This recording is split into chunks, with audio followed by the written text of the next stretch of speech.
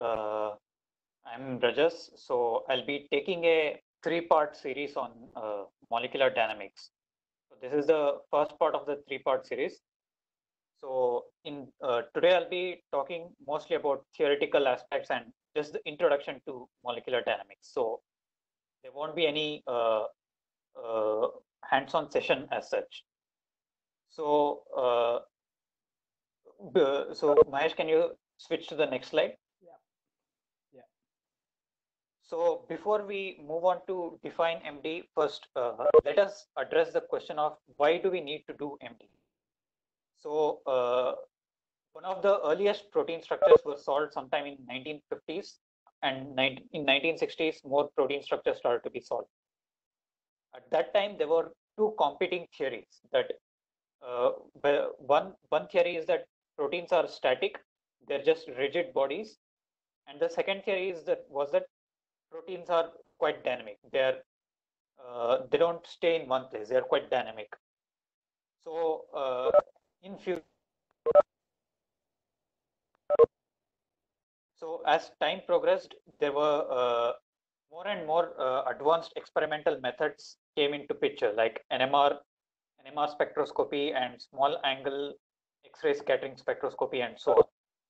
So from these kind of experiments, it became more and more clear that proteins are quite dynamic in nature. Proteins are dynamic by themselves.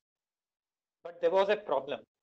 You see, when you go to PDB and browse the protein structures, you'll find that most of the protein structures are solved as static structures. So X-ray, all the X-ray structures and cryo-EM structures are static structures. And for NMR structures, you will find that there are some different snapshots. But typically, these are the snapshots. So that means they have there are few the NMR structures usually show few snapshots that have the lowest energy. That means they are in an energy well and they have not sampled a different set of different types of conformation. So this is where MD comes into the picture. So with MD, you can study the dynamics of proteins by solving Newton's equations of motion, and without the need of solving multiple experimental structures, which is quite expensive by itself. So this picture here is a quite nice example. So it's a bacterial uh, sugar sugar bound signaling protein. So on the left side, you can see that there's a single experimental structure. So it's a single structure uh, that was solved by the experiments, but we don't know what's the dynamics of this structure. So when the MD simulation was performed, it was found that there are different uh, different nuances of these dynamics. So it can explore different states which involve bound states, unbound states, open states, and closed states, and so on. So this is We can't see your slide. so this picture is a classic example of how the MD, how molecular dynamic simulations uh, can so to say produce a movie about how the protein behaves. So Mahesh, can you move on to the next slide?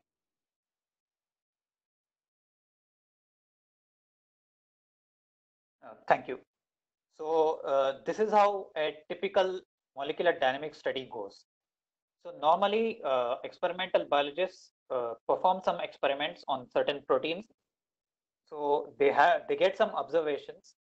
Let's say the protein A might bind to ligand B in better affinity than compared to ligand C, because the ligand B has certain shape that can fit well to protein A. So let's just say that way. So they derive some hypothesis based on the experiment. So what bioinformaticians do is they test these hypotheses using MD simulations. So we do those MD simulations of that protein with the ligand A versus ligand C. Sorry, ligand. We do the simulations of protein A with ligand B versus same type of simulations with ligand C, and we see how the protein behaves differently when there are two different ligands, which ligand binds to protein better, and so on. So this is one way to do MD based study.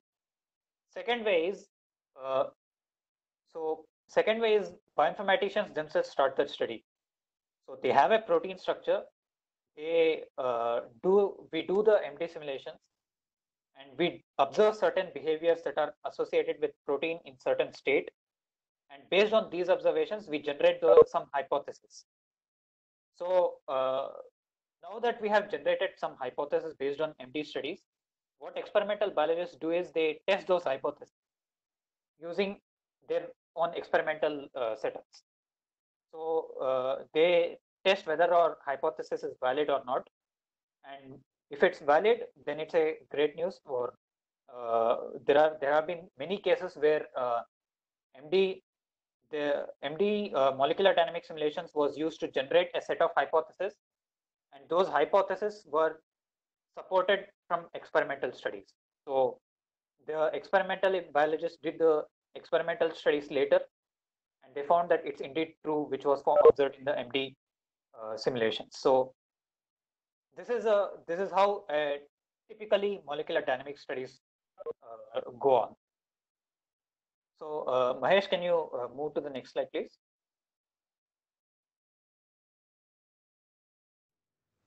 Hello, Mahesh. Hello. Yeah, Mahesh. Is Mahesh around? No, it's not me. It's Shiv. I have one question actually. Rajas, you have one question from Mr. Shiv, so you can. Yeah. Sure. Go ahead. You're talking about hypothesis validation using MD. Would you give an example of one hypothesis to get more clarification on it? Okay, so I'm right now. If you're asking for a particular study, right now where MD was used to test the hypothesis from experimental studies, I can't think of any study right now. But usually, what happens is, let's say, one example that comes to my mind is in 1994 there was a set of atomic force microscopy studies that were performed on a membrane protein, and it was found that that membrane protein aggregates as a sixmer. That is, a group of 6 proteins aggregate together to form a functional biological unit.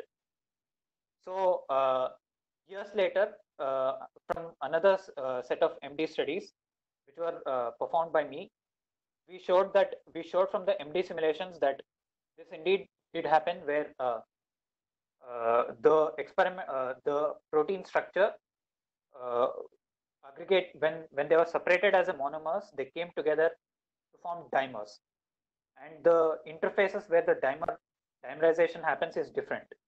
So, which is an indication that there are multiple different ways in which from which these proteins can come together, can form a biological unit. So, which is that's how the observations from the previous experimental study was supported from the current MD study. So that's one example which I can think of. Okay, thank you. No problem. Mahesh, can you switch to the next slide, please?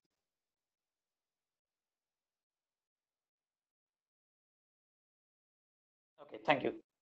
So now we move on to the essential principles of MD. So I would like to say that there are a lot of physics, chemistry, as well as mathematics involved in this. So if you, I'll try my best to give I'll try my best to explain it as clearly as possible. But if there are still any doubts, do let me know. I'll further try to clarify. So what happens in MD is you have a system of particles. So usually this consists of a protein. The protein will be situated in a buffer-like environment. That means it will be in a water, in an aqueous environment, and it will have a certain amount of salt particles, so which kind of resembles a buffer. So in this system, velocities are applied on all the particles, on the whole system of the particles. So when the velocities are applied, forces are calculated as a second order derivative of the positions of those particles. So as you can see here in the equation, if you remember the Newton's second law of motion, which says that force is the product of mass times acceleration. So here we treat the acceleration as second order derivative of the position of particles. So we calculate the second order derivative, which gives us the forces, and the forces are also calculated as a negative gradient of potential energy. So once we have got the forces and potential energy, we reintegrate. Once we got a derivative, second order derivative, after a derivative we have to integrate. So once we integrate this solution, derivative solution, we get another set of positions. That is another set of R values. R is, which means the position of the particles, which gives new set of particles. That means once the forces are applied, there will be an acceleration associated with those particles, and after a certain time step,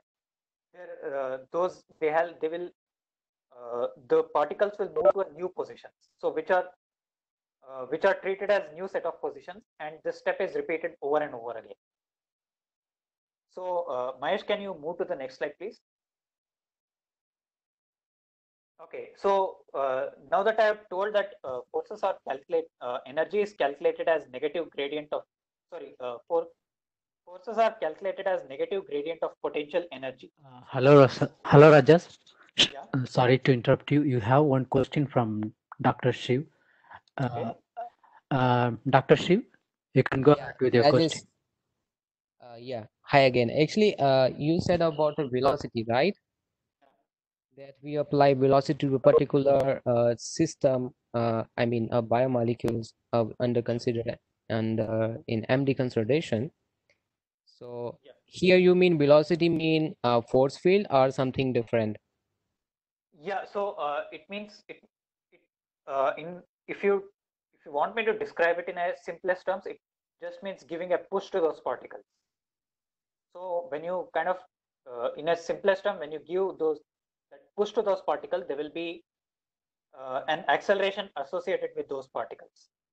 So No, my question is that like you are talking about that we are providing velocity to system, and corresponding to that we are calculating the force. Of course, we know that force is equal to mass into acceleration, and acceleration is nothing but change the velocity, correct? Yeah. So my question is, does the velocity is here means force field parameters, or force field like Amber, Charm? Force field parameters are different. I'll describe them in next slides. Okay, thank you. Yeah. So when I said that forces are calculated as negative gradient of potential energy, so at the same time the forces are calculated, the energy associated with the system is also calculated. So when I say energy, it typically means there are two types of energies associated with the molecules in the system. One is bonded energy, other is non-bonded energy. That is, bonded energy means energies associated with the bonded interactions, which usually involves energies associated with variations in bond length. It can be also variations in energy associated with bond angle. When there are changes in bond angle, there are variations in energy associated with that as well. And there are variations in energy associated with changes in dihedral angle. So when I say dihedral, I mean when there are a group of four particles which are connected via bonds which are bonded, there will be usually rotation associated with those with that particular system of torsion. So that the energy associated with the changes in this dihedral angle are calculated. And there's another term called improper dihedral. This is usually applicable to aromatic particles, where since they are planar molecule, This usually involves changes in energy associated with variations in their plane. So we add up all these different terms and we get the total bonded energy of the system. So this is one parameter where we calculate total bonded energy of the system. And if you notice the equations associated with especially with the bond angle and bond length, you'll find that they resemble the Hooke potential. If you remember the physics classes, the energy, the force associated with a system connected by springs is treated as half k x square. So where the x is variation, here in this case x is the variation in bond length.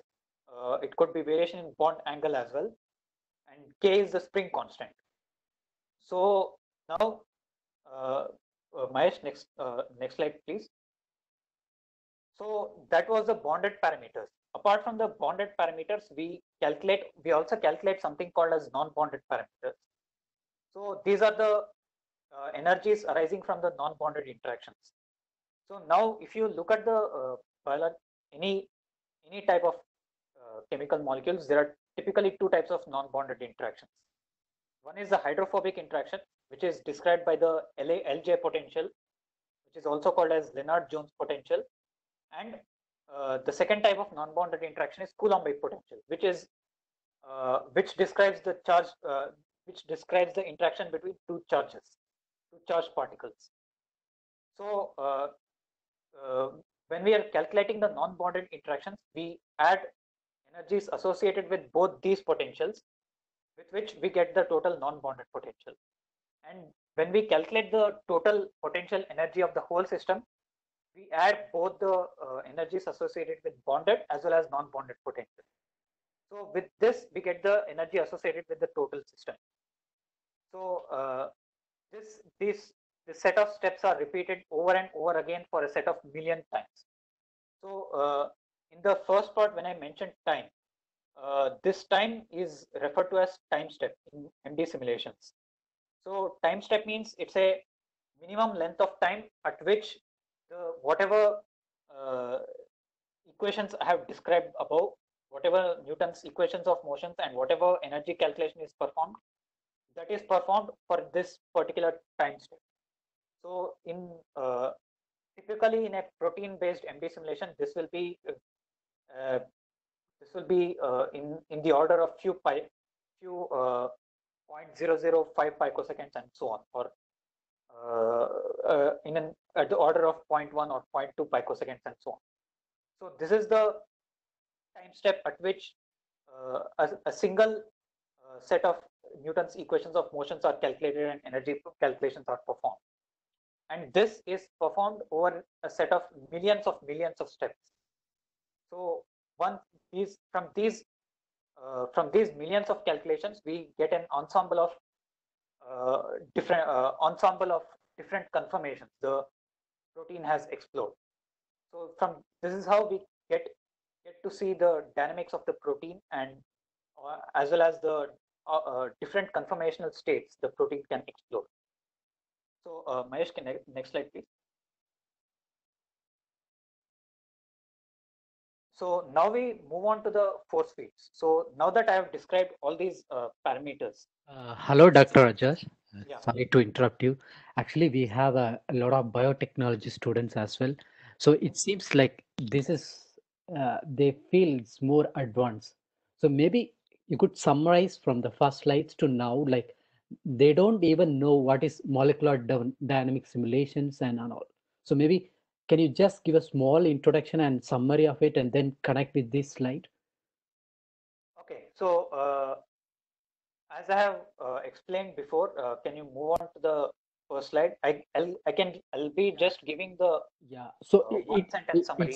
It's like we should make a slide. I mean, we should convey them to the biotechnology students where the MD simulations are useful, and you could give an introduction and start from there, like simple introduction. I think actually, I think you might have missed it. Maybe you might have disconnected it. I explained it in the first slide. Okay, okay. So here, So I think I have made it clear in the first slide why we okay, do MD simulations and all. okay, So we have an experimental structure, but it's usually if we try to let us consider the analogy of one picture versus one movie. So let's say in one picture you can see something going on. You can see what's going on in a picture, but you can make some approximation about what's going to happen next and or what was happening before. That's what you can get from a picture. You can do reasonable approximations, but with a movie you can get a uh, detailed idea about what exactly is happening, uh, where where things are uh, where things are changing, why it is happening. You can get a more detailed idea about that. yeah. So, So okay, that's what MD simulation does. So if we consider experimental structure as a picture, MD simulation is more like a movie that describes what exactly is going on with the protein, okay.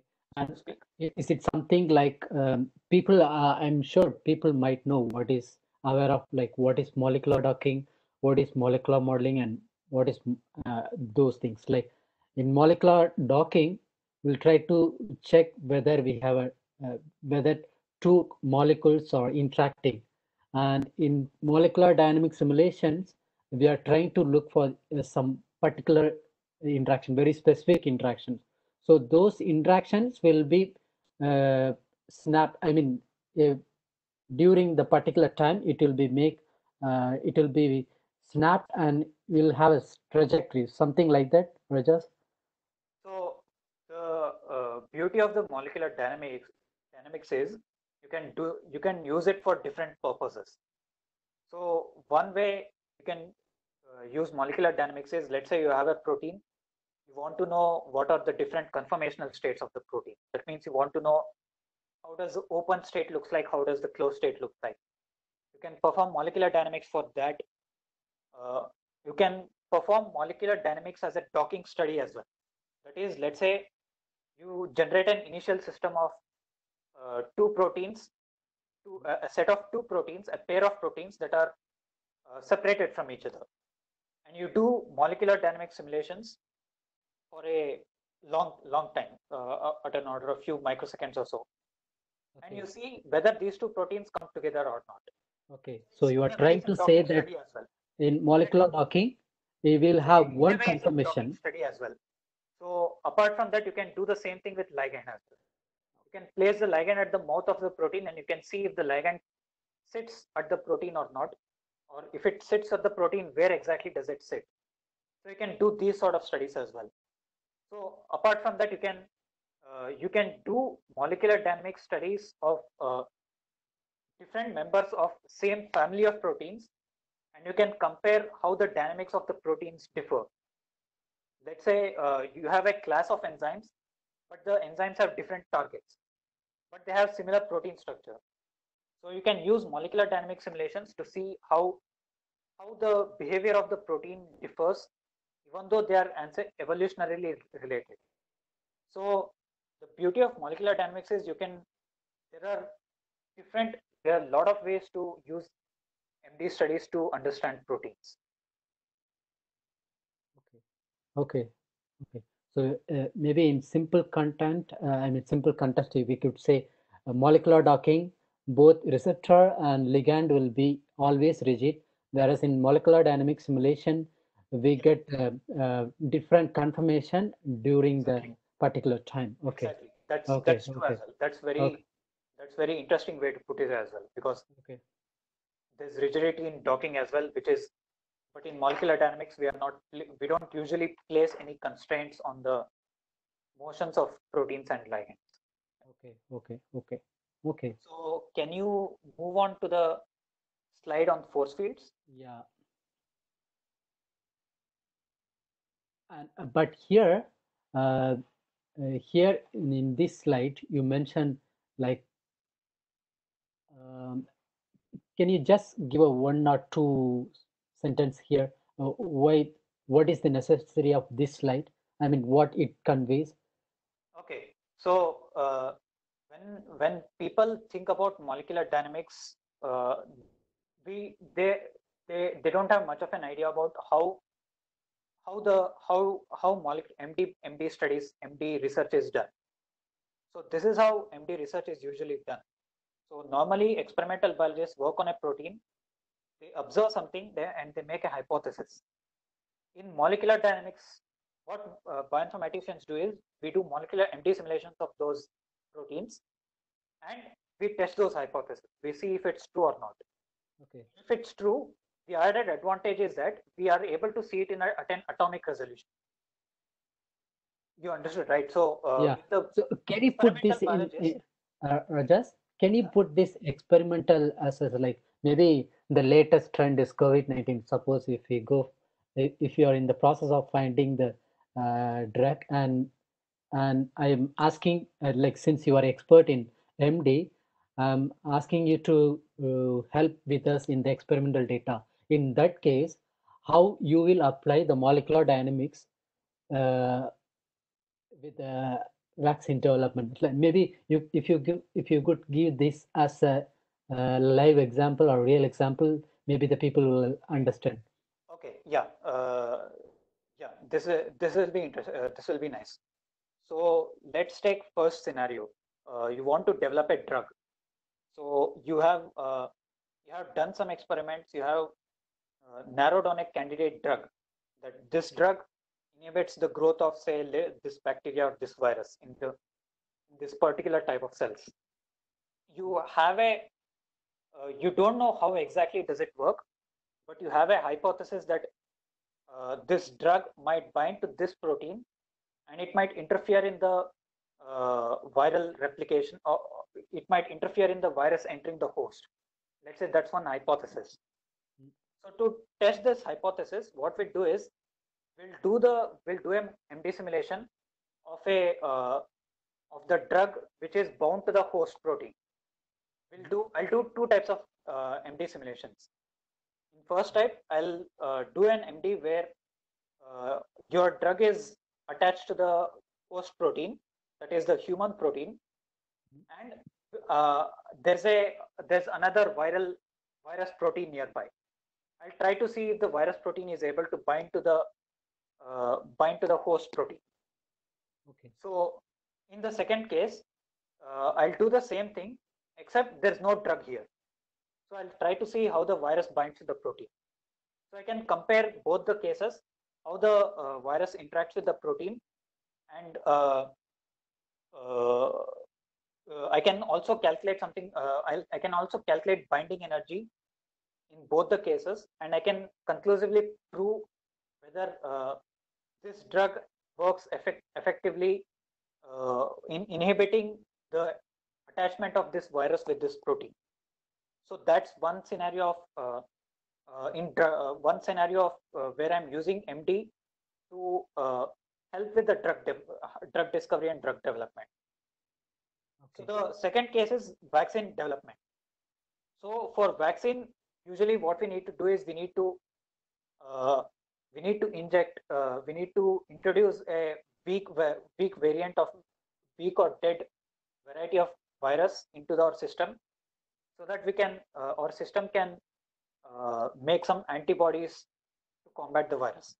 In certain cases, they also make antibodies as viruses.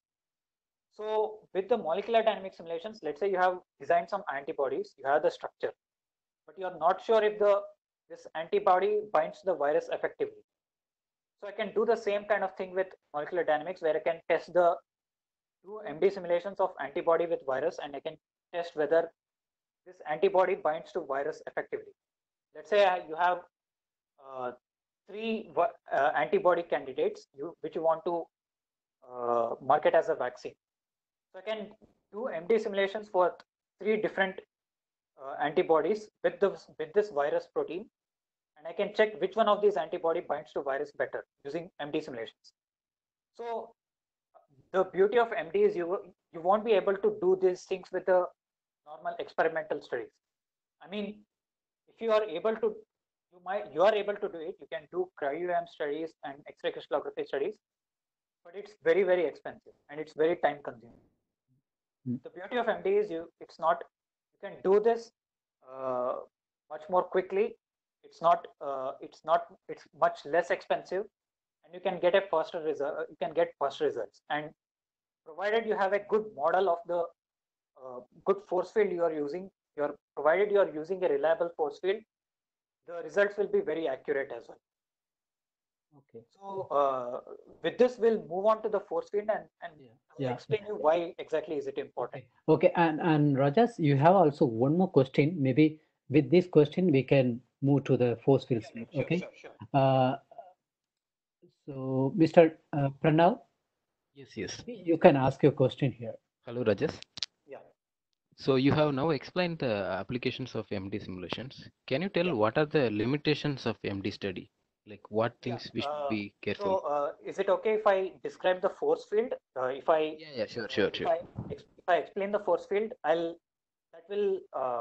that will be more easier for me to explain what are the limitations. Okay, no problem. Yeah. So Mahesh, can you move on to the force field?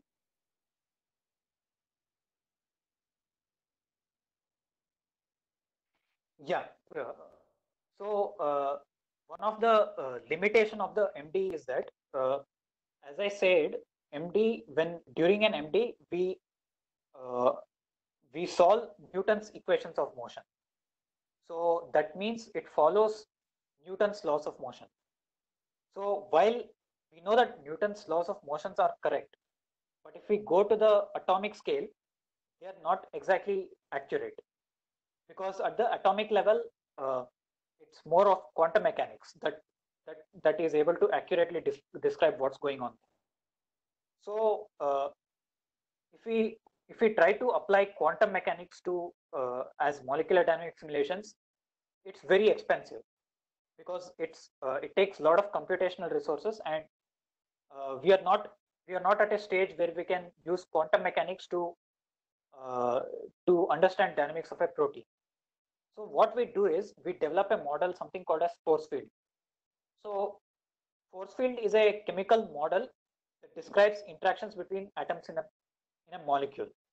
So whatever in the previous slide, whatever energies potentials I have described, bonded as well as non-bonded potentials. So the parameters for these potentials are described from force fields. So how do we develop these force fields? So they are usually parameterized from experimental studies. That means we take some organic molecule that whose structure resembles that of the protein backbone. So we do some experimental studies on the organic molecule. That is, they are more of physicochemical studies on these organic molecules. We look at certain kind of thermodynamic properties, and we develop parameters so that the thermodynamic properties we get from the MD simulation, match with the thermodynamic properties we observe from the experimental studies. So based on this, we extrapolate the parameters we got from this MD versus experimental study into the protein. So this is how the force field is developed. So apart from the experimental studies, we also do quantum mechanical studies. So it's because when we do quantum mechanical studies on a organic compound, it's easier to do QM study because the organic compound has less number of molecules than a protein. So once we do the quantum mechanics studies, we get a certain set of parameters. We test those parameters with that of experimental properties. Let's say there are certain thermodynamical properties that we can observe with that particular molecule. Since this molecule is very similar to the protein, would be very similar to the protein backbone, we adjust the parameters so that whatever properties we observe from the MD simulation are exactly matching with the whatever properties we observe in the experiments. So this is how force fields are developed. So there are different popular families of force fields. All have different operational philosophies, but when for a protein system, all of them, I would say, all of them are able to accurately simulate accurately describe the dynamics of the protein. So some of the popular families of force fields are charm. There's amber force field, there's OPLS, and there's GROMOS. So these are the 4 popular families of force fields. Now coming to the limitation, as you all know, molecular dynamics is a model. So the force field itself is a model which describes how the protein, how the molecule residues of the protein might behave when the forces are applied. So it's very important that the force field, whatever properties that was parameterized with the force field, should be consistent with whatever that was observed from the experiments. So if there is inaccuracies in the force field parameterization, then there's whatever simulations you do using that force field, it will be inaccurate because it was not properly parameterized. So this is very important when it comes to MD, that whenever you are doing an MD simulations, you need to make sure that there's no serious inaccuracy with the force field. So once you are sure that the force field is quite accurate, the MD, whatever dynamics you see from the protein from the MD, that will be quite accurate as well. So this is one of the major possible limitation associated with the molecular dynamic simulations. So which is why it's very important to make sure that when you're doing an MD simulation, you need to make sure that the force field you are using is accurate. So now that we are done with the basic principles of MD, we'll move on to the steps involved in an MD simulation. So Mahesh, can you move? Maybe Rajas, can you clarify one question here? I have a question. Since you have introduced QM studies here, I mean some new term QM studies, and also you compared the QM study and molecular dynamics families, molecular dynamic simulation based on force field, but both QM and molecular dynamics using both of them using a force field, I guess. Then how it differs, how the molecular dynamic simulation and the QM studies differs, though when they Okay. As far as I know, QM does not use force field. QM does not use models of the. I'm not an expert on the quantum mechanics study, but as far as I know, maybe 1 second, we can ask Dr. Shiv. He is an expert in QM studies. Dr. Shiv, can Yes, you give yes, some Sandeep. comments on it, like whether QM using the force field, or can you give us the difference between molecular dynamic simulation and QM based on the force field and the usage? Okay, as Dr. Rajesh has already mentioned about molecular dynamics and what is molecular mechanics. So as he mentioned that molecular mechanics is nothing but we are dealing with the Newtonian principles and other principles where we are considering the biomolecules as a ball and bond between them as a stick, and then we move the ball and around a particular radius. Sometime we call it radius of gyration also. So we see how far this moves, and according to that, we apply some these known principles, laws of Newton's motions, and then we calculate the energy and other things. Uh, we have a particular set of force fields, like he mentioned, charms, umber, OPLS, and all. But in case of QM, actually QM is what is the quantum mechanics. Like he mentioned that we cannot apply Newton law on atomic scales. Why? Because in atomic scales, like for example, let me put like this.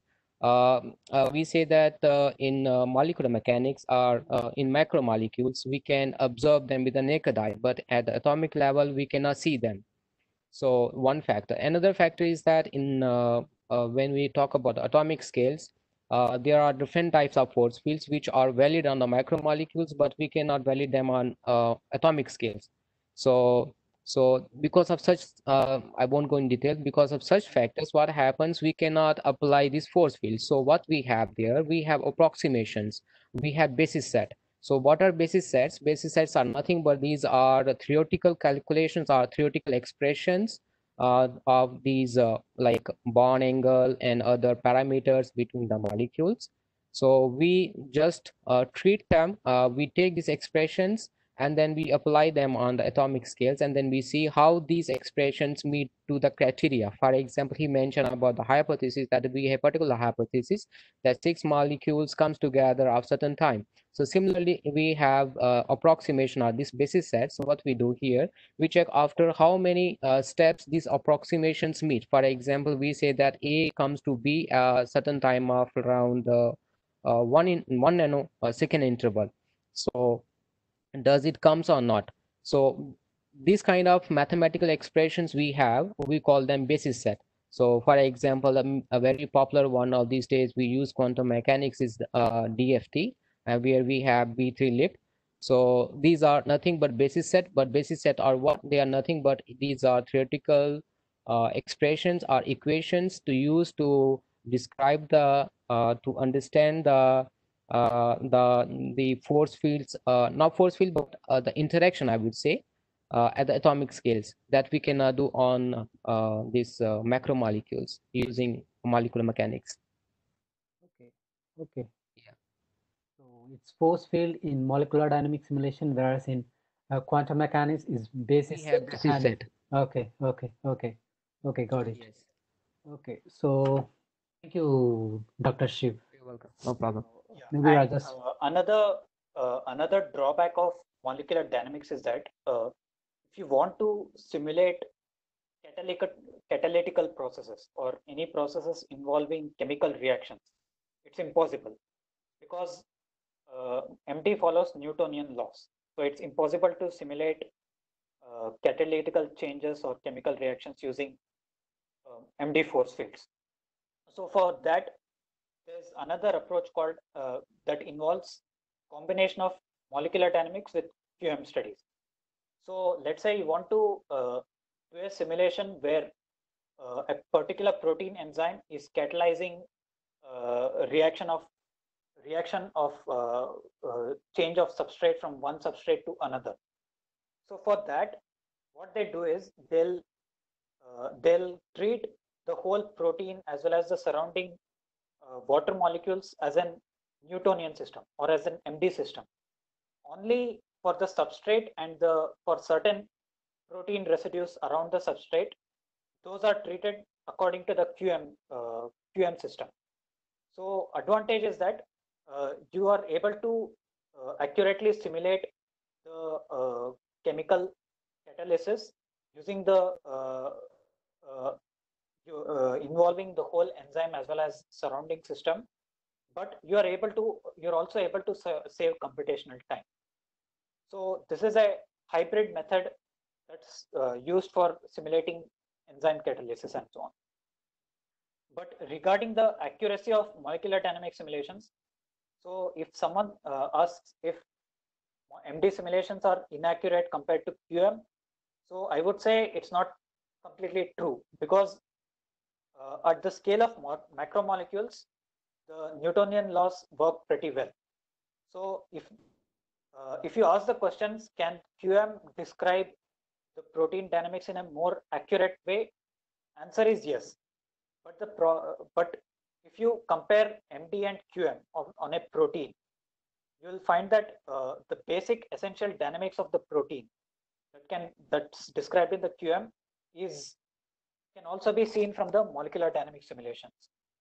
So there have been some studies where they have performed quantum mechanics versus molecular dynamics. I'm sorry, I'm not able to recollect the name of the studies right away, but there have been studies done where they have compared MD simulations with QM simulations, and they have found that MD is able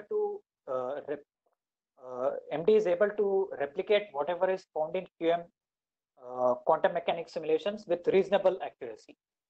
So with regard to biomacromolecules, MD is reasonably accurate, provided a good force field is used, an accurate force field is used. So with this, can you switch to the next slide, please? Maybe one more question is this. You should, I think, you need to explain it. There is a question, since you put the terms charm, amber, OPLS, and chromos. somebody has asked on what basis these force fields we need to choose. So I think it's better to explain like what charm is for, what amber is for, what opal is for. I don't know whether you're So going to come back to this point, but maybe you could answer Ms. Banu here yeah, itself. yeah. So if I explain force field, I think I might need another separate class itself for Okay. explaining what are force fields, how were they developed, and so on.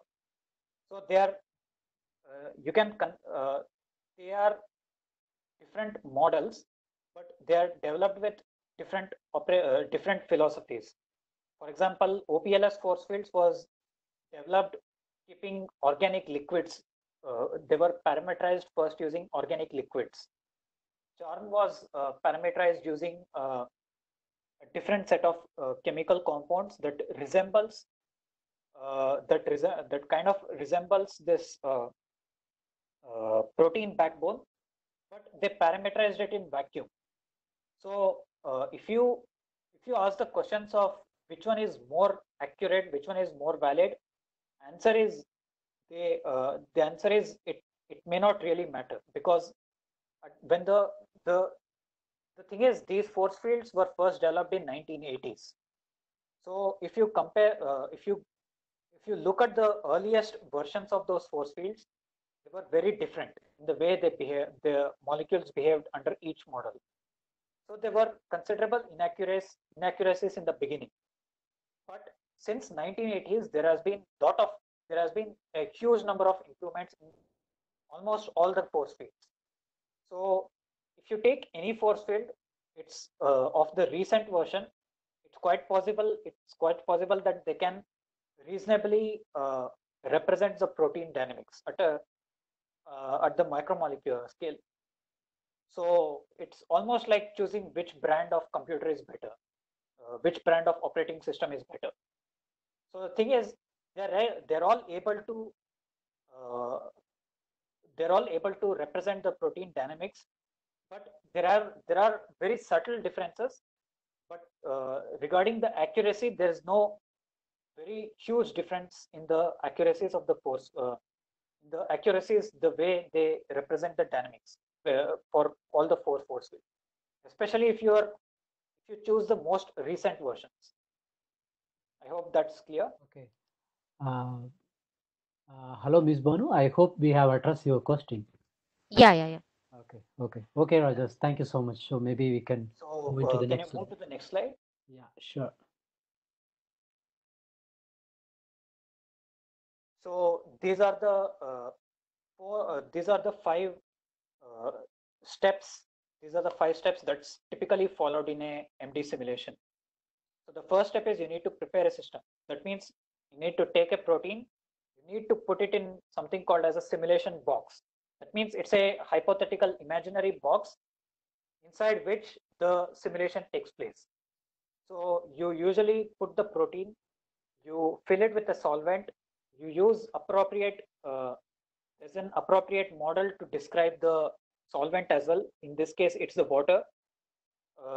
And you add some ions to make sure the system does not have total charge. You make sure the total charge is neutral. And if you want to try the simulation in different with different pH, you have to change the pK of residues like histidine. So you need to change the charges associated with the different atoms of histidine residue. Hello, Rajas. Cases I Hello, just talked Rajas. about it. Yeah. Sorry to interrupt you. I know for bioinformatician like us, the system term is very, I mean, we know what is system is. Yeah. But in So molecular dynamic simulation, in terms of molecular dynamic simulation, if you explain them what is system, maybe it would be better. like I said just before, the system means it's a thermodynamical system. If you take the case of thermodynamical, if you think of a box, inside that box there's a system. There's n number of particles. The n number of particles have their own behavior, and let's assume that these particles are cut off from the rest of the universe. So in molecular dynamics, we consider this particular box as a system. So we we do the calculations on this particular system, and all the molecules are all the all the molecules we want to simulate are located inside this box. They don't move outside. So let's say if a molecule strays out of the box, there's something called as there's a concept in molecular dynamics called as periodic boundary conditions. That means let's say one water molecule moves out of the box. What happens then is a mirror image of this water molecule again enters from the opposite side of the box. This way we'll make sure that all the molecules in the system are remain constant.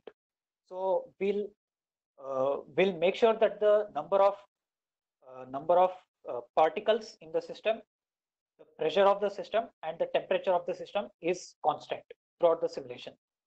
So for this, we call it as NPT ensemble, or non-canon. It's also more technical term for this is non-canonical ensemble. But the basic thing to know is in this particular box, we'll make sure that the number of particles, the pressure and temperature remains the same throughout the simulation. So the system means it's an imaginary, in a simplest term, it's an imaginary box inside which we have put all the particles and inside which we'll be doing the molecular dynamics simulations. So we'll prepare this particular system of molecules. Then we'll add the water. We'll solvate the system. We'll add the waters and we'll add the appropriate ions, which sometimes involve sodium chloride, sometimes potassium chloride, and so on. If you want to, let's suppose if you are trying to perform a protein and a ligand system, you add the ligand as well. Sometimes you use a protein ligand dot complex, or in other cases you add ligand separately.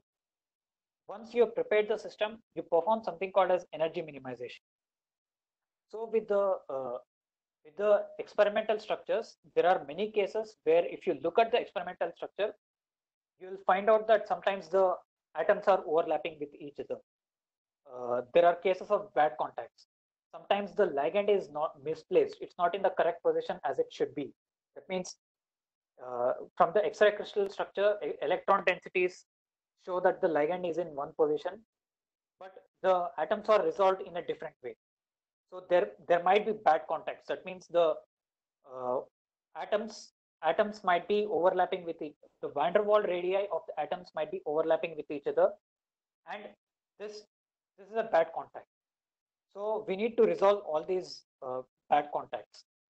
So sometimes this might also happen when you are putting waters inside the box, inside the simulation box. Sometimes the water might be overlapping with one of the protein molecule, with one of the protein atom. So this is also leads to bad contacts. So to resolve all these things, you perform energy minimization. So you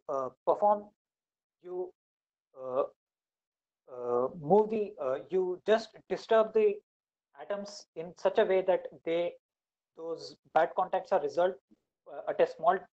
So you disturb the atoms to a small distance, a very small distance, and then calculate the potential energy. You do it again. You do it over thousands of different steps. You calculate the potential energy. You do the steps till the extent that the potential energy becomes negative, or the system becomes the overall potential energy of the system becomes stable. So with this, we eliminate all the sorts of bad contacts. So if you don't do this step, the simulation will just crash, because there are the molecular dynamics simulation program thinks that there are too many unreasonable interactions happening, so it will crash. So before doing the simulation, it's very important to perform energy minimization. So I'll be explaining these steps in a greater detail in my next session.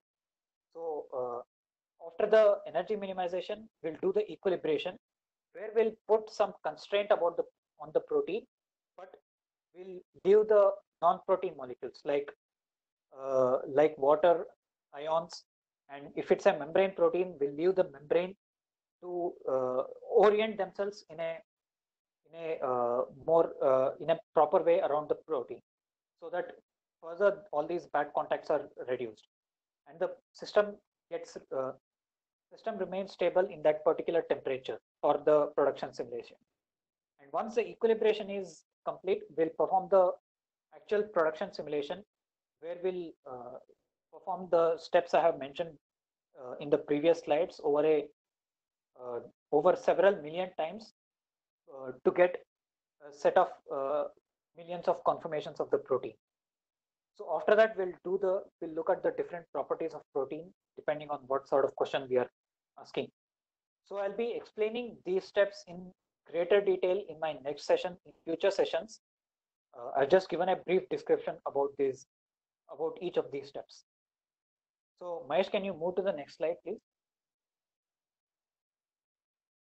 So if we ask how long is a good simulation, usually MD simulations of a protein usually happens in some nanoseconds. Nowadays, it's at the order of several microseconds as well. So this is a nice graphic I found from a paper I listed in the references. So if we think of time scale as a speedometer, at the level of femtoseconds, we can observe vibrations between different atoms, and at the level of picoseconds, we can observe variations in, let's say, bond stretching and contraction. We can observe variations in the bond angle. We can, if we are lucky, we can observe changes in the dihedral angle and so on. Once we move on to the nanosecond scale, we can observe motions at the level of residues. That is how much, let's say, if we want to look at the secondary structure of a certain type of, a certain small stretch of, let's say, 5 to 10 residues, we'll be able to describe this. We'll be able to look at the secondary structure and changes in the secondary structure at the nanosecond scale. If you want to look at the whole protein dynamics, how the protein behaves, how the protein conformation changes over the time, you need to move on to microseconds. So at the level of microseconds, you can get to see protein domain moments. That is, let's say a protein changes from the closed conformation to open conformation, or let's say if you're trying to simulate the ligand binding of the protein, you'll be able to look at the observe ligand binding of the protein at the microsecond scale. And if we move on to the millisecond scale, which is the today is the limit of the computational capacity of most of the computers around the world.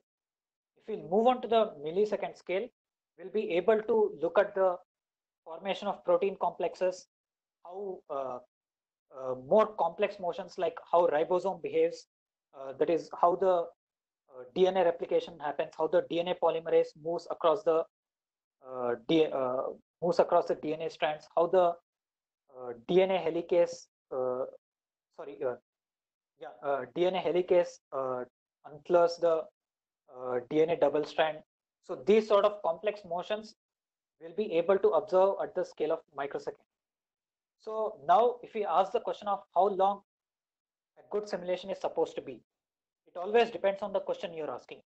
So let's say you have a protein, you want to look at the changes in secondary structure, a few nanoseconds is enough. I think about 50 to 100 nanosecond simulation is enough just to look at the variations in secondary structure of a small stretch of protein.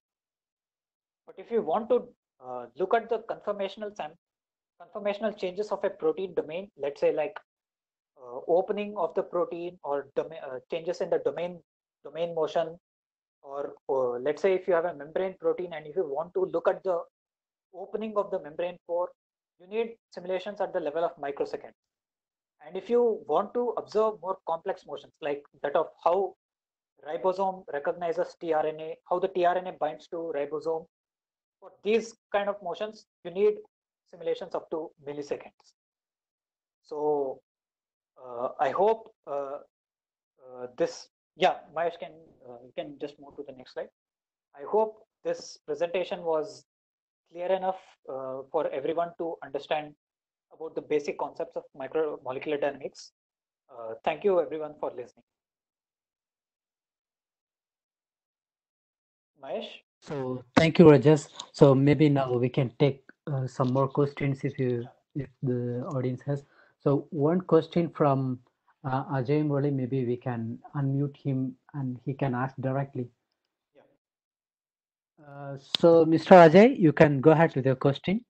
Yeah, hello sir. Yeah. Myself Ajay. Yeah.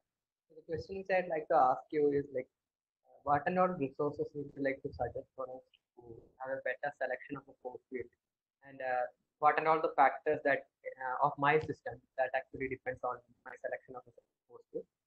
Yeah. So for this, there's actually a nice review I had read a few years back that compares different force fields, and they give an accurate description of which force field works best for which type of simulation, which type of situations. So I will share that in the Telegram channel as well as in the WhatsApp group. So I recommend you to read that review. So I think it's some 10 to 15 page review. So with that, you will get a really good idea about which force field which force field is most appropriate for your system. So uh, to be honest, there's no one size fits all solution. That means there's no I cannot say that this force field works best for this kind of system. This force field works for this kind of system. It's impossible to say make suggestions that way. So it always depends on your what kind of protein, what kind of environment you're trying to simulating, and so on. So I will share that review. It's a really nice review paper. I suggest you read that, and I think with that, after reading that, it will be much more clearer to you. I hope I've answered your question. Yes sir. Yes sir. So one more question. I mean, actually two more questions, sir. So the first next question, like, could you please explain a little bit on the pre-processing step of the receptor before you going for an MD?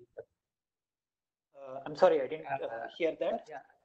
Yep. Once I tried, like I just took an PDB structure from the PDB, and then I just tried to do the MD, but then half of it that actually the all the structure became collapsed, and it was like bits and pieces here and there. I didn't understand why it was. Okay, so I'll be explaining all these processing steps in detail in the next session, which I'll be taking it next Sunday. So apart from that, if you whenever I'll just give a brief explanation of what might have happened. I've not so did you use GROMACS? Yes, sir. I didn't use Superman. Okay, so in GROMACS, when a simulation crashes, that means what the GROMACS is telling is that uh, it tries to measure the forces. When it tries to measure the potential energy, it finds that the potential energy uh, and the changes in position, when it finds it to be unreasonable, it gives that it crashes. It gives that error that your system might be blowing out, and it crashes. So that means it means that the system, there might be some problem with the system. So it usually happens when the energy minimization is not properly performed. That's one possible reason. And second possible reason is, even though energy minimization is performed, even if the total potential energy is at the is total potential energy is negative, there are still bad contacts. So this is another possible reason. So Yes. One more thing. So actually, I didn't do the entire production run on that. Actually, I got the error while I was in my session itself, and I just tried to look at the structure after I got like after I did the in my session, and it was like full scattered here there. okay, so you did MD without doing the pre-processing steps, if I understood correct. Yeah, I thought like the PDB structure would be okay. I mean, I could just Yeah, use it. it's not sufficient.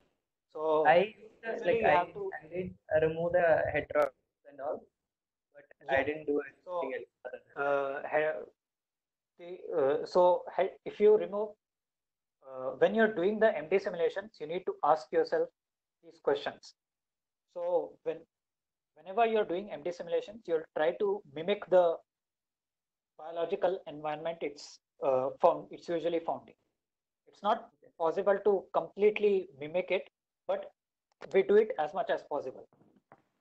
So then you have to answer the questions. When you find these heteroatoms, I'm assuming if these heteroatoms are something like detergent molecules or something like that. Mhm. Yes, sir. Okay. Yes. So you need to answer the questions. In the real life, in a cell, do you usually find detergent molecules with the protein?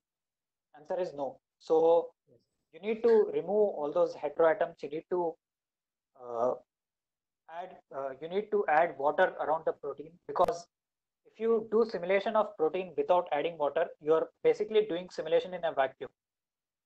So which is why it's essential to add the water. So let's say if you are doing simulation of a cytoplasmic protein, so the environment of around cytoplasm is in simplest terms, it's like a buffer, right? So what we do in MD is we try to mimic that environment by adding water and also by adding some ions.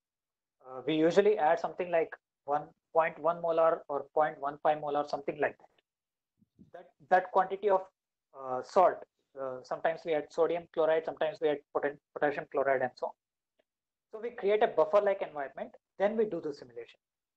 So that these preparation steps are very important to make sure the simulation proceeds properly without any error. Okay.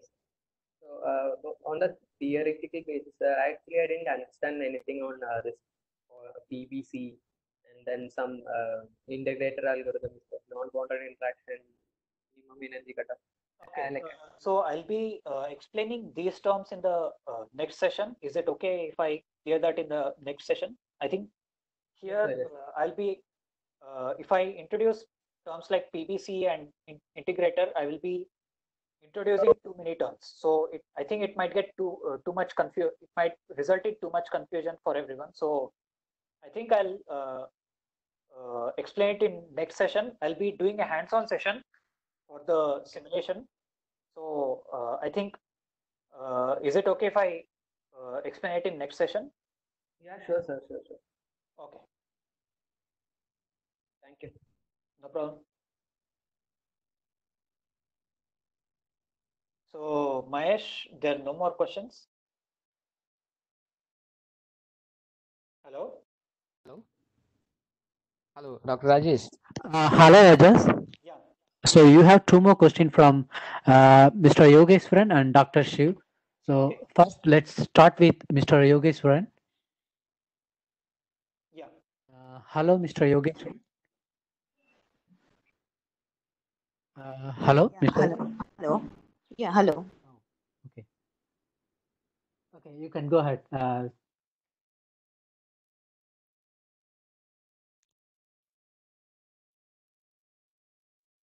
Hello, Ms. Yogeshwaran. Maybe you can ask your question directly to Dr. Rajas. Yeah, sure, sir. Sir, in my protein, iron is there, Fe2 plus in the Fe2 plus form. So my ligand is also interacting with the iron. But while doing MD simulation, I cannot able to add force field to my iron. I cannot able to find any force fields in Yeah, Gromax so also. So what? This is a problem with metals like iron. So Okay. iron is not very frequently used for MD simulations, but I think there should be a force field available for the iron. Maybe if you can check on Google Scholar or PubMed for force field parameters for iron ion, maybe you can find something like that. So if you try to do just the protein force field for system containing protein plus iron, it won't work. So what you need to do is you need to add additional parameter that contains force field parameters for iron ion, and you need to add it along with the protein along with your protein topology, protein parameters in your topology file. So then it can the simulation can proceed ahead. But so far I'm not very familiar with the iron ion, but I think there might be force field parameters for iron ion. So maybe you can check with the Google Scholar or PubMed.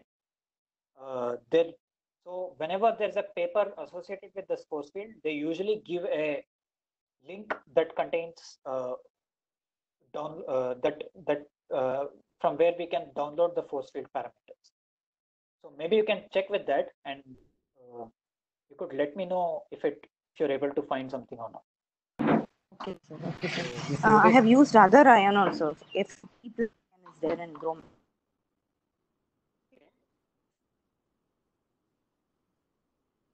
Hello, Miss Yogeshwaran.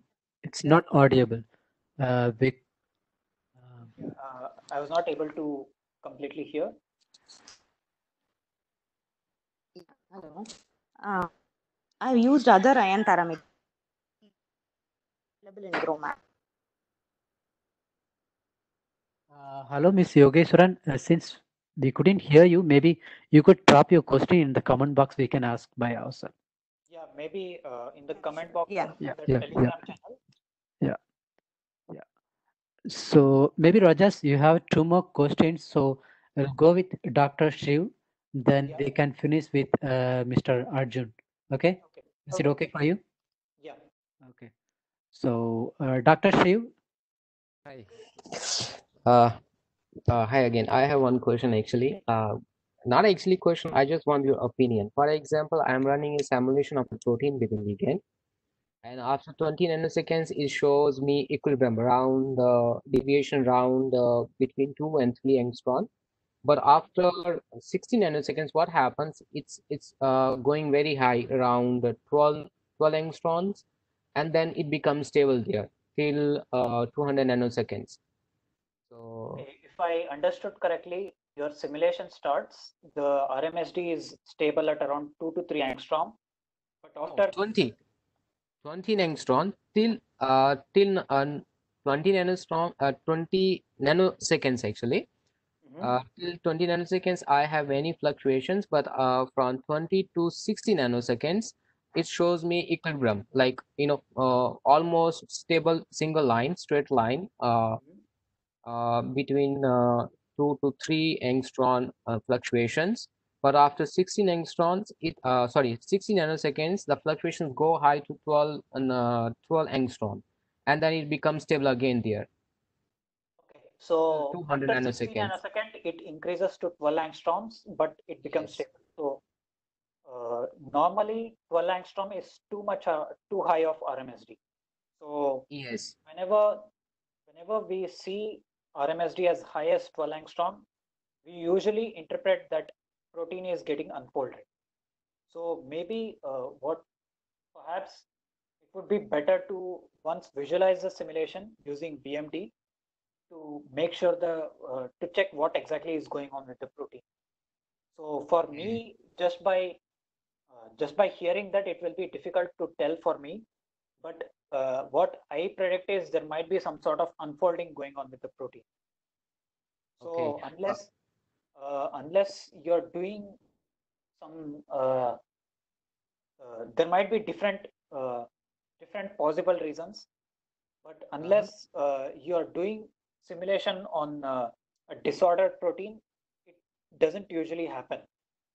So I suggest you just to check the simulation visualize the simulation on BMD and see what exactly is happening on the protein.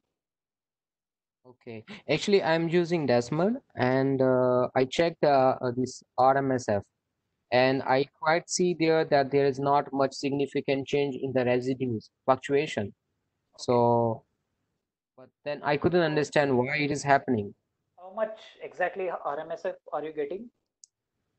It was around, it was fluctuating, initially fluctuating little between 3 to 4, and then it was quite stable around 2, and then after 20 nanoseconds, it goes up to 4, something like that, and then, 4 to 5 in between.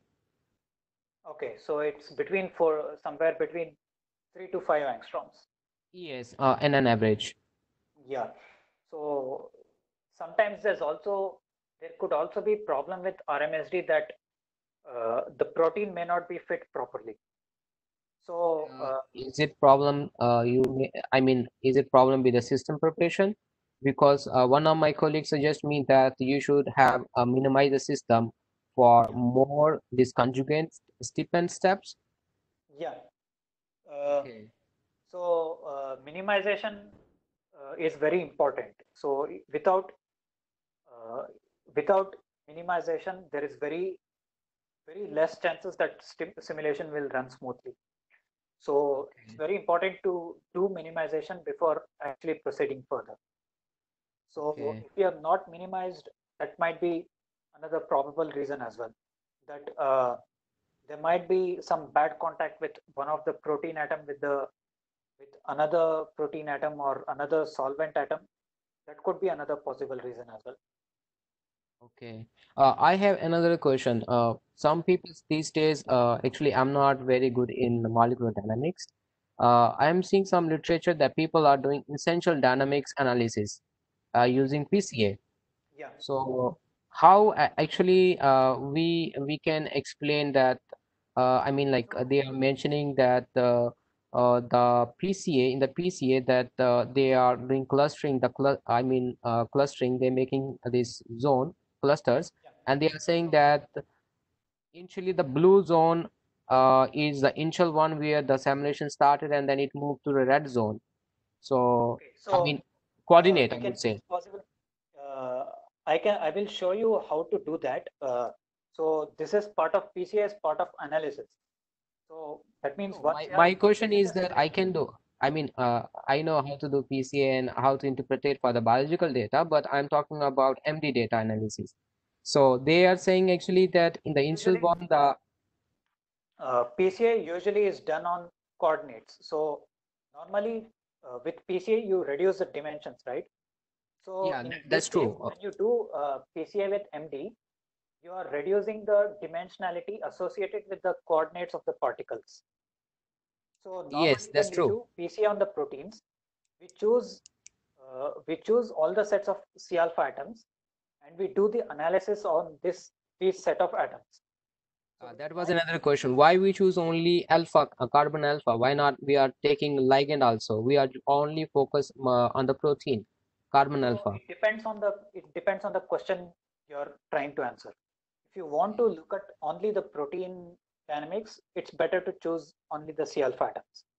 If you want Okay. to look at the ligand dynamics, then you can go ahead with the PCA on the ligand. Even though I don't think PCA is necessary for a smaller molecule like a ligand, because just by when if you do a least square fitting on the ligand and if you observe if you visualize the trajectory from there itself, you can get a clear idea of what's going on with the ligand. But still, if you want to do PCA with the ligand, it's possible to do that. It depends on what kind of question you're asking. Okay. So once we have the PCA data and then we are reducing the components to 2 or 3 components, and then we are saying that, okay, our data is falling in that. So I mean, what is the outcome, a conclusion of this So PCA for when the you MD data? reduce this dimensionality, you get eigenvectors, right? So Yes. in terms of protein dynamics, each eigenvector represents one direction at which the protein dynamics is happening. So let's say I have a protein with five transmembrane helices. So Okay. I get different eigenvectors. In the first eigenvector, for which I have got highest eigenvalues, I found that let's say helix number 4 is showing tilting motion. So that means that's the one set of direction which happens to be the most for which the most eigenvalues are associated. That means Okay. this is the most dominant directions of motions. So let's say for the second eigenvector, we get another helix is rotating. Let's say helix number 3 is rotating. So Pardon me. How to check this helix or domain is rotating or taking so there are direction from the different PCA? so there are different Python as well as R based modules Okay. that enable you to do the principal component analysis as well. You can plot the conformations onto the conformational space of the two eigenvectors. You can also look at what are the motions associated with each eigenvector using the VMD program. So there are Okay. programs for it. So I'm planning to cover this in the third session, which involves analysis. Okay, that's good. One more question linked to this PCA only. You just mentioned that we can check the domain and all. So, for example, I'm using Desmod actually. So in the Desmod, we do not have any other option like in GOMAX that we can use this another tool in and then we can analyze it. So what I'm doing in the Desmod, from this simulation interaction diagram, we can collect the raw data. And using the raw data, I'm using Origin Lab. So in the Origin Lab, I can easily plot the PCA. So is it okay? I mean, is it this method is okay? Correct method, I mean to say?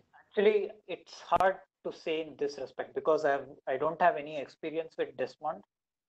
So No, I mean to say, for example, in GROMACS, people say that they are removing the ions and the water molecules and all, and they are cleaning the trajectory. So what happens in Desmond that it only gives you the C alpha, I mean this deviation, what we have, I mean the RMSD. So if I'm collecting that one and then I'm applying for PCA in another program, for example, maybe XLR, some SPSS is okay. I mean correct method. it's not at all a problem. Okay. Another question here that, for example, many people I see in the most of the literature, they are calculating PCA, but for example, they have done only single MD, not replica exchange or something like that. They are doing MD, and when they are calculating this, these values, components, when they are calculating the components PCA, but they are mentioning their 10 components, 10 PCA. How they are doing it with a single value? So when you look at the protein, let's say you have a protein molecule. So there are 6 different degrees of freedom associated with protein. One is degrees of freedom with X, another is with Y direction, third one with Z direction, fourth one is translational motions, fifth one is rotational motions, and sixth one is something, I think it's a combination of both of the translational and rotational motion. So let's say your protein has 600 atoms. Let's assume that your protein has 600 atoms.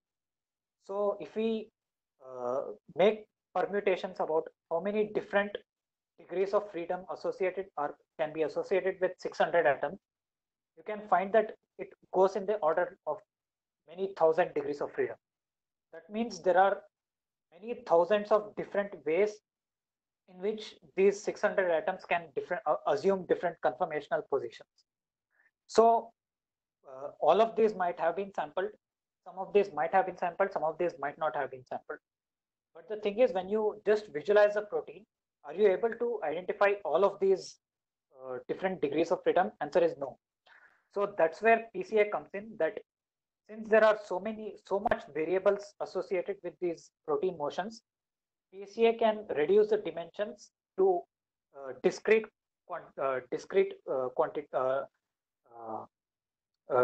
things, which are referred to as eigenvectors. So each of these eigenvectors represent direction, which shows the direction at which the conformational sampling is happening. Okay.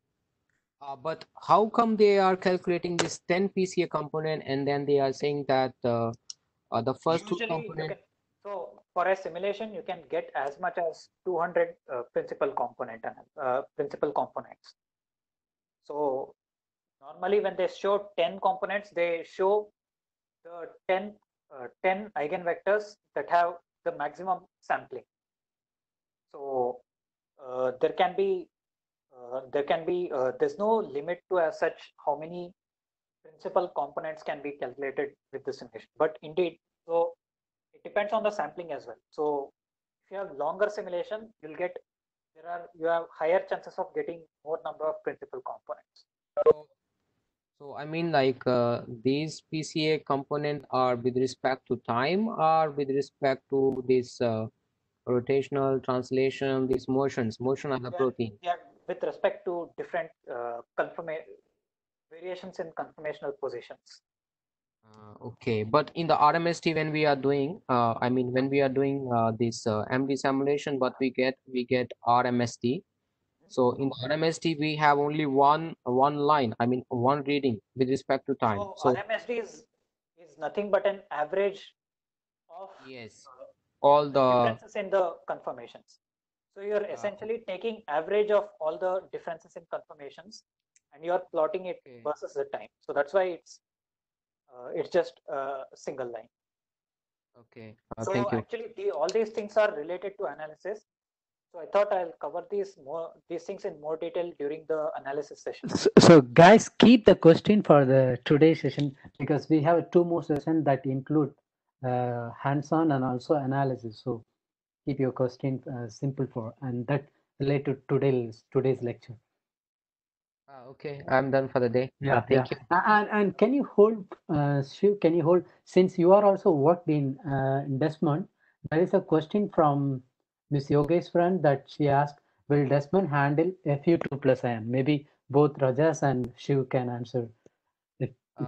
Actually, I don't know about this. I mean, force field in Desmond, but I do know about that during docking we can check the this what you call.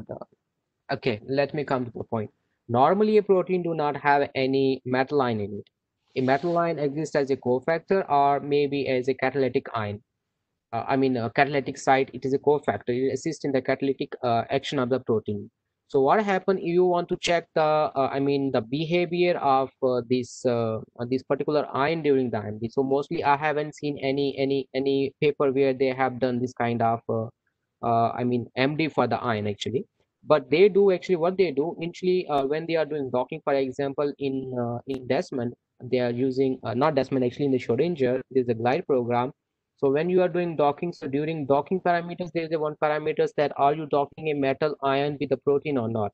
So there you can check on that particular option. Then you can when you are doing docking of the ligand. So there, what happens? The coordination bond, that's actually metal bond, formed between the ligand and the metal ion. So if a bond is forming between the metal ion and the ligand, so we say that it is disturbing the catalytic activity of the protein. So the ligand is a potent inhibitor. For example, we are dealing with metal proteases most of the cases. So when you are doing simulation, so I have never seen a paper where they are considering the metal line also, but since they are considering the ligand and the ligand is bound with the metal ion by this coordination bond. So of course, when you are fluctuating the ligand, the metal ion will also fluctuate there. So I think when you are selecting the RMST of the ligand and the protein, so if the ligand RMST is stable there, so you can say that after the final pose, I mean after the MD, you can check your final pose of the MD. Does the ligand is still bound with the metal ion or not? If it is still bound with a metal ion, then you can say that this particular ligand is a potent inhibitor of this particular enzyme because it is disturbing the catalytic activity by bonding with the cofactor, that is metal ion. Hope it is helpful. Ms. Yogeshwaran, I hope Dr. Shiv addressed your question.